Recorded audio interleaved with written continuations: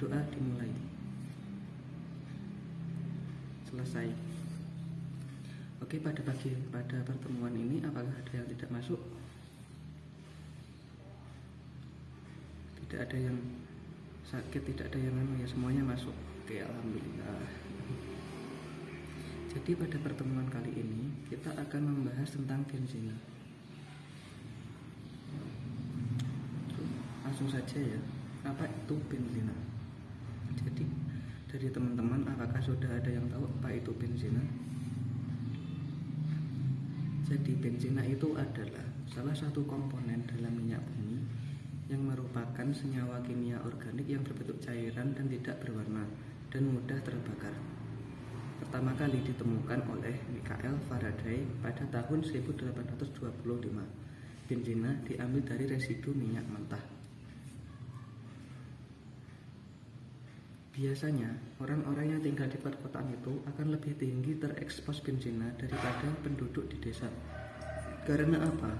Dikarenakan di perkotaan itu lebih banyak pembuangan limbah, kilang pabrik, dan pompa bensin. Oke, next. Selanjutnya, sifat dari benzina. Apa saja sifat dari benzina? Yaitu, pada suhu ruang, benzina adalah cairan bening yang mempunyai aroma. Dia bersifat karsinogenik, mudah menguap dan terbakar. Hal ini dikarenakan kadar karbon dalam senyawa benzina terbilang tinggi. Titik didihnya berada pada suhu 80 derajat Celcius dan titik lelehnya pada 5,5 derajat Celcius. Meski terdengar seperti senyawa yang jahat karena bersifat karsinogenik, mudah menguap dan terbakar, benzina dan turunannya punya banyak manfaat buat kehidupan kita. Seperti halnya dalam bidang keamanan dan militer, benzina ada dalam wujud trinitrotoluena yang menjadi bahan baku peledak. Kemudian pada bidang kesehatan, terdapat turunan benzina dalam aspirin atau obat sakit kepala. Selain itu, parfum yang kita pakai itu juga ada benzaldehida yang merupakan turunan dari benzina. Oke, next. Selanjutnya, tata nama benzina.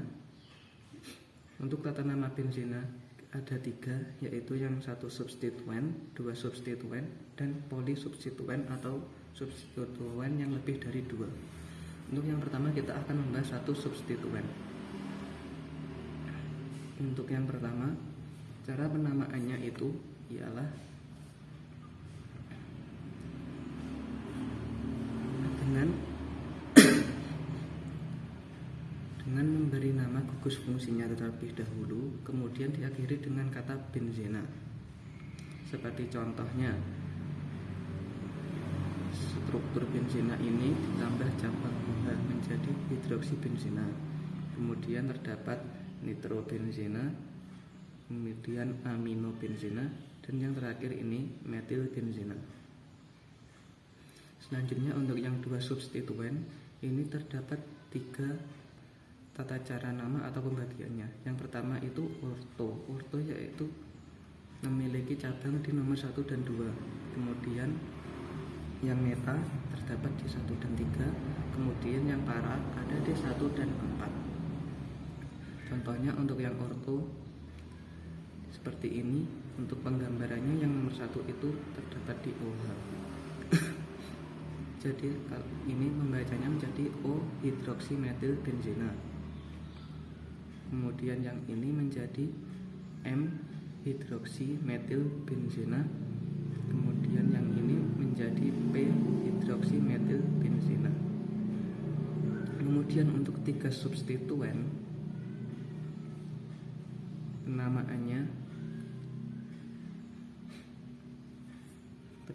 menggunakan nomor dan ditulis alfabet. Nomor terkecil diberikan kepada gugus fungsional alkohol aldehida atau karboksilat.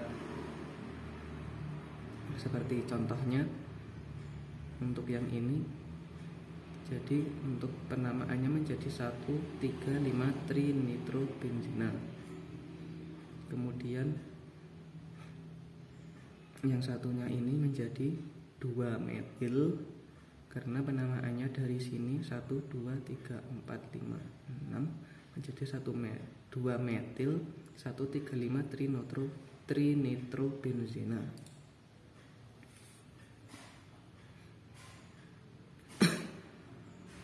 Oke, next. Selanjutnya kita ke turunan benzena. Untuk turunan benzena ini terdapat 6, yaitu ada toulena, kumena, stirena, fenol, anisol, dan anilina. Untuk penjelasannya kita bisa mendapatkannya di pertemuan yang depan. Oke, next. Prinsip atau reaksi dari benzena. Yang pertama ada reaksi halogenasi. Jadi struktur benzena ditambah X2 direaksikan dengan FeX2 pada suhu panas akan membentuk senyawa benzena X plus HX.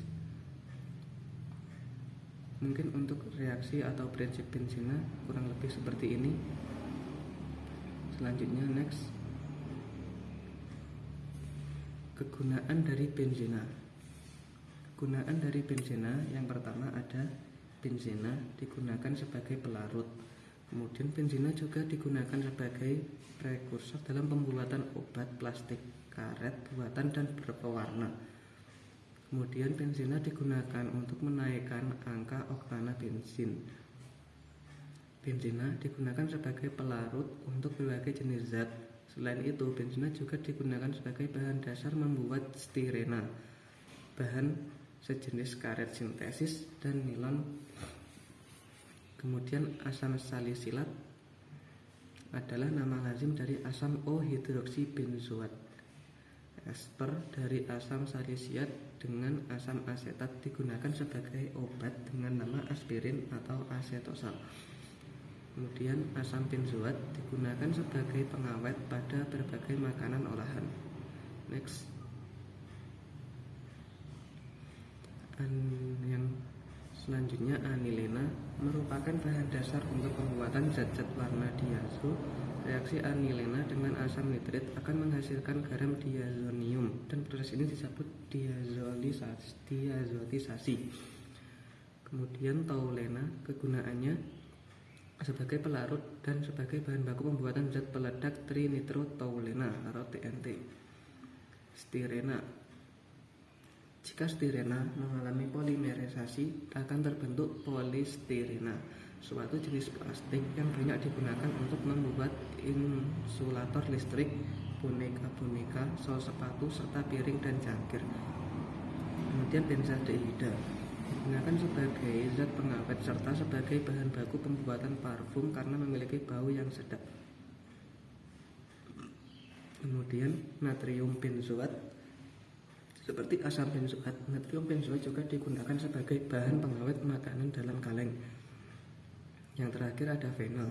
Dalam kehidupan sehari-hari lebih dikenal dengan nama karbol atau lisol dan dipergunakan sebagai zat desinfektan karena dapat menyebabkan denaturasi protein. Terima kasih. Mungkin dari penjelasan ini ada yang masih bingung atau ada yang ditanyakan. Kalau ada yang ditanyakan saya silahkan. Baik, kalau tidak ada pertanyaan maka pertemuan kali ini saya tutup terlebih dahulu ya. Terima kasih atas perhatiannya. Assalamualaikum warahmatullahi wabarakatuh.